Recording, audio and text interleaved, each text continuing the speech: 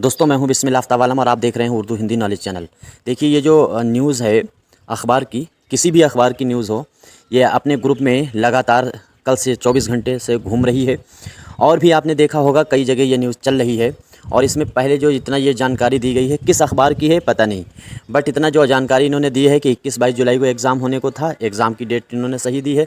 और ये साथ ही साथ में जो 500 इसमें जो नंबर मिलते हैं 225 के हिसाब से, तो वो भी सही दिया है। 125 क्वेश्चन होंगे। लेकिन इन्होंने जो ये बकवास नीचे की हुई है, ये सरासर न्यूज़ पूरी फेक है और ग़लत है कि इसका डाउनलोड कर लीजिए, इसका एडमिट कार्ड, और इस वेबसाइट से डाउनलोड कर लीजिए। ये बिल्कुल वाहियात न्यूज़ है। और जिस अखबार ने ये न्यूज़ छापी है, मेरा तो अपना नज़रिया है कि उस पर मानहानि का जो है कम से कम और जो है संवेदनशीलता को फैलाने का मुकदमा होना चाहिए। क्योंकि आप सोच सकते हैं कि ये बग़ैर फैक्ट चेक करे, अखबार वाले कितने पागल हो चुके हैं कि बग़ैर फैक्ट चेक करे न्यूज़ छाप देते हैं। इस वेबसाइट पर आप जाकर के देख लीजिए, गवर्नमेंट का अपना कोई नोटिस नहीं है एडमिट कार्ड डाउनलोड करने के लिए।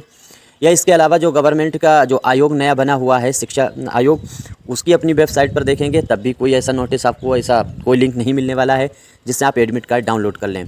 तो इन सभी बातों का एक ही तथ्य है कि इन अनावश्यक चीज़ों में ना फंसकर आप अपना आहिस्ता आहिस्ता तैयारी करते रहिए। और मैंने जो बात कही थी वो 100% सही होने वाली है। ये पेपर सितंबर में ही होगा टीजीटी का।